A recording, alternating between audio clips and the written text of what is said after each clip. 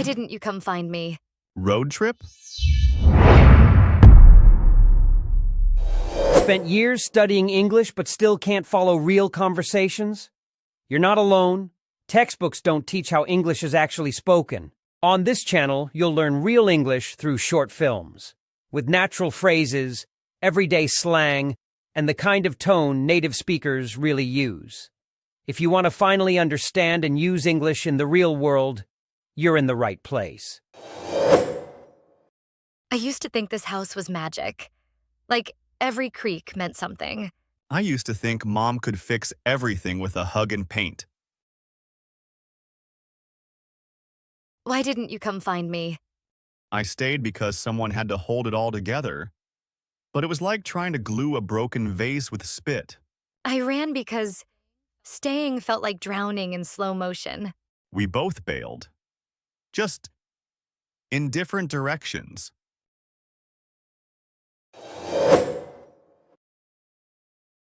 Powerful stuff, right? This is where real emotion meets real English. Let's analyze these impactful lines.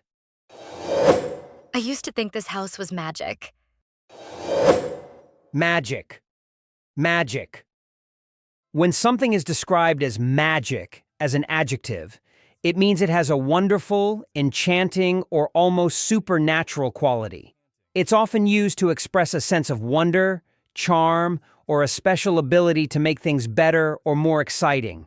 You can use magic to describe things that bring you immense joy, surprise you in a wonderful way, or seem to have a special, almost unexplainable effect.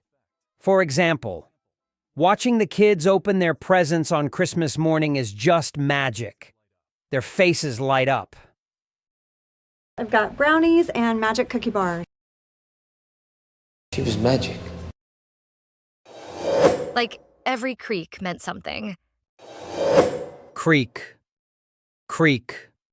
A creak is a sharp, grating, or squeaking sound, often made by something old, worn, or under strain, especially wood.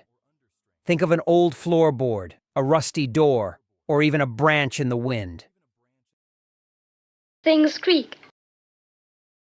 I think it was more of a creak. I stayed because someone had to hold it all together. Hold it all together. Hold it all together. This idiom means to manage to stay organized, calm, and in control, especially during a difficult or stressful period. It's about maintaining stability and preventing something like a family, a project, or even one's own emotional state from falling apart. You use this when someone is the pillar of strength or the organizing force in a challenging situation. Take, for example, after their mother passed away, the eldest sister really had to hold it all together for the family, which means that she was the one keeping everyone stable and functioning.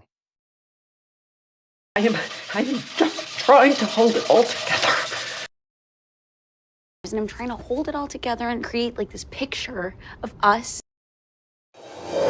But it was like trying to glue a broken vase with spit. Glue a broken vase with spit. Glue a broken vase with spit. This is a vivid metaphor to describe an effort that is utterly useless, ineffective, or bound to fail. Spit has no adhesive qualities for gluing, so it highlights the futility and hopelessness of the attempt. It means trying to fix something with an inadequate or nonsensical solution. You use this expression to emphasize that someone's attempt to fix a serious problem is completely insufficient and will not work. I ran because staying felt like drowning in slow motion. Drown in slow motion. Drown in slow motion. This is a powerful metaphorical expression. To drown means to die by being submerged in water. In slow motion emphasizes the drawn-out, agonizing nature of the experience. So, drowning in slow motion means to be overwhelmed by a difficult situation or emotion, feeling like you are gradually losing control and being consumed by it in a slow, prolonged, and agonizing way. It signifies a feeling of helplessness and a slow, inevitable decline or demise. This phrase is used when someone is experiencing a prolonged period of intense difficulty, stress, or emotional pain, feeling trapped and unable to escape. For example, working under that much pressure without any support, she felt like she was drowning in slow motion. In this example, the idiom describes someone being overwhelmed by work stress and gradually losing her ability to cope. We both bailed. Bail. Bail. Jake sums it up with a common informal verb. We both bailed. Let's talk about bail. In informal English, to bail means to leave a place or a situation, especially quickly or abruptly, often because you don't want to be there anymore or because things are going wrong. It can also mean to abandon something or someone. Kev bailed on me and him, Mom. You bailed on me. Just in different directions. Direction. Direction. And finally, Jake adds, just in different directions. Let's clarify direction. A direction refers to the course or path along which something is moving or pointing. It can be a physical path, north, south, left, right, or a more abstract sense of a chosen course of action, a way of thinking, or a goal. Let's look at two examples. Follow the signs. They'll point you in the right direction to the museum. In this sentence, direction refers to a physical path. Now, for the second example, after graduation, we all went in different directions with our careers. As you can probably see, direction here means different life paths or choices. It's a more abstract sense. It's funny how those happy accidents can change the whole direction of your life. Well, can you at least point me in the direction of someone who can?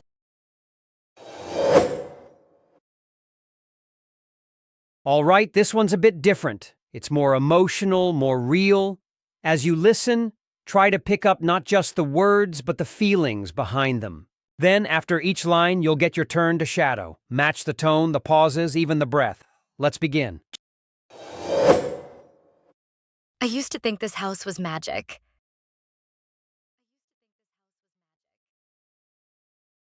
Like every creak meant something.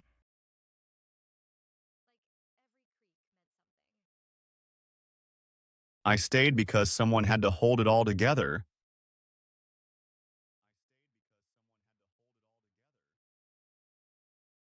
But it was like trying to glue a broken vase with spit.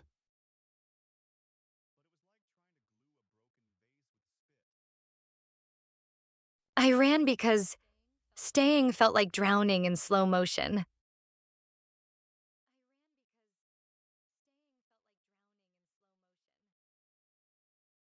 We both bailed. Just in different directions.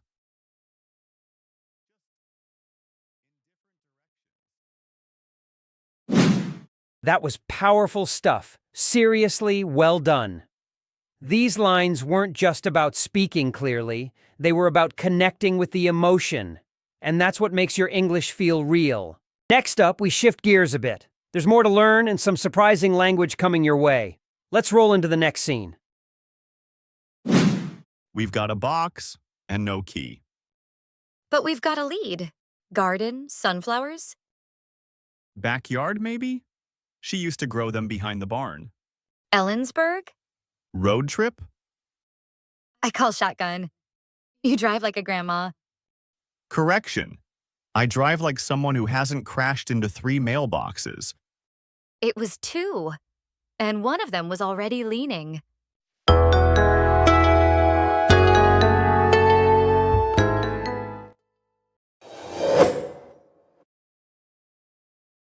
Whew! Some heavy emotions there, right? But also some really authentic language. Let's break down a few key phrases from that scene. But we've got a lead. Garden, sunflowers. Lead.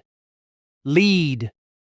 A lead here is a clue or a piece of information that helps you find something or solve a mystery. Think of it like a breadcrumb trail leading you to the answer. Let's look at an example. The police finally got a lead in the case. A witness saw a suspicious car near the bank. This means they got a clue that could help them solve the crime.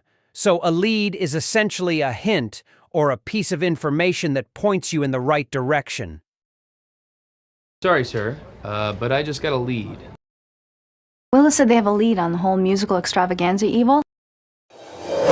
She used to grow them behind the barn. Barn. Barn. Next up, Jake responded to Lila with, backyard, maybe? She used to grow them behind the barn.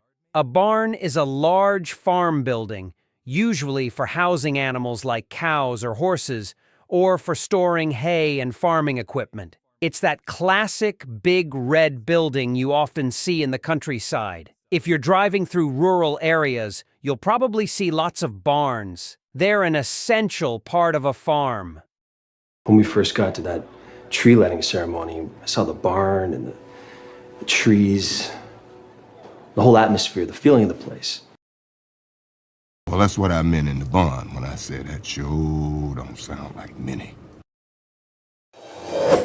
Road trip? Road trip. Road trip. A road trip is exactly what it sounds like.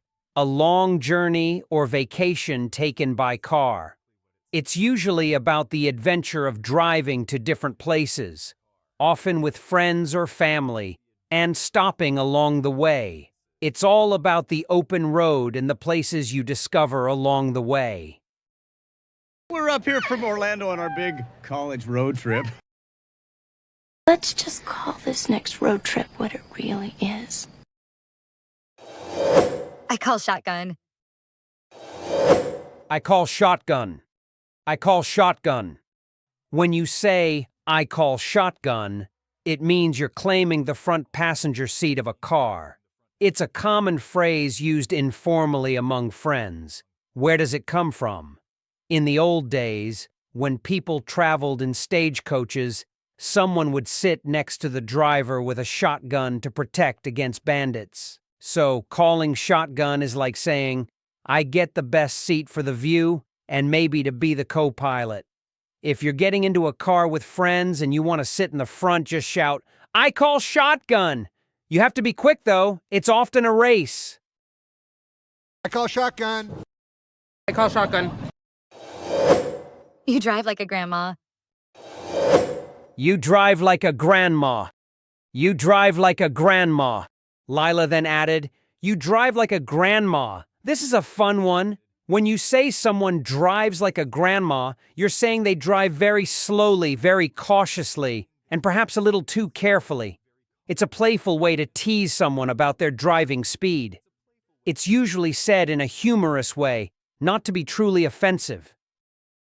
You drive like a grandma. I drive like someone who hasn't crashed into 3 mailboxes. Crash into. Crash into. Finally, from Jake's line, we have crash into someone or something. To crash into someone or something means to hit them or it accidentally with a lot of force, usually resulting in damage. If I drive straight towards the screen, I'm gonna crash into those Indians. The goddamn plane has crashed into the mountain!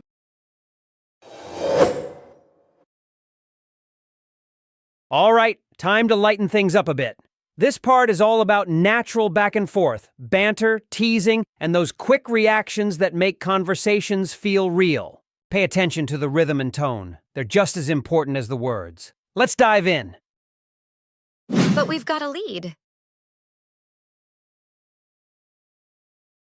She used to grow them behind the barn.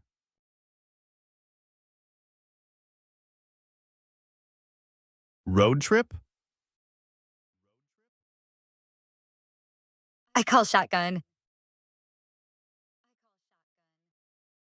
You drive like a grandma.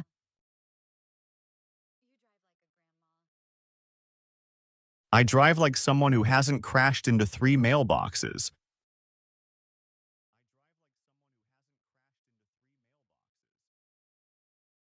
Nice. That kind of playful exchange is great for building fluency, and honestly, it's just fun to practice. If you kept up with the timing and energy, you're doing amazing. You've crushed it! Now let's lock in those new phrases and really make them yours with shadowing. We'll play the full episode, a real challenge, but I know you're all well prepared. Repeat the lines, match the tone and emotion. This is where your English truly comes alive. I used to think this house was magic. Like every creak meant something.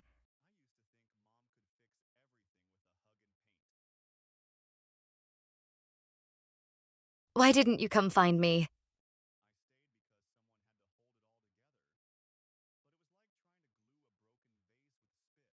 I ran because staying felt like drowning in slow motion.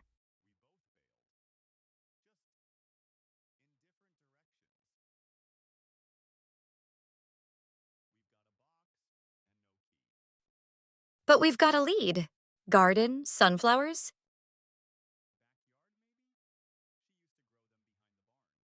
Ellensburg? I call shotgun. You drive like a grandma.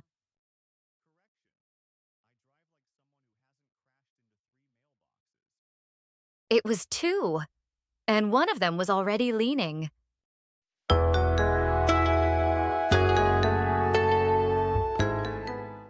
All right, we're going to do a shadowing exercise. Repeat exactly what Lila say, copying their tone, rhythm, and pronunciation. Ready? Let's shadow the scene.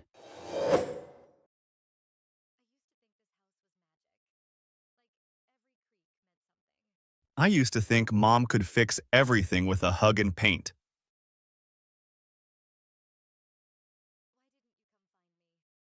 I stayed because someone had to hold it all together, but it was like trying to glue a broken vase with spit.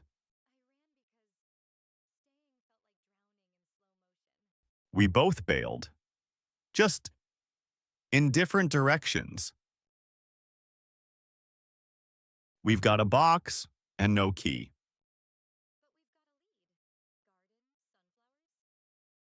Backyard, maybe? She used to grow them behind the barn. Road trip?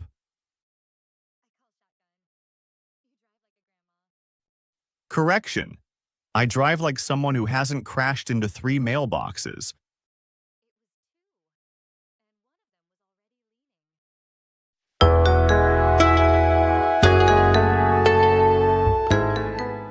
You made it to the end. Awesome work. Every time you watch and break down these scenes, your English gets stronger and more natural. If you learned something new today, give this video a like and hit subscribe so you don't miss the next lesson. Got a phrase, scene, or situation you want us to break down next? Let me know in the comments. I'm always listening. See you soon for more real-life English.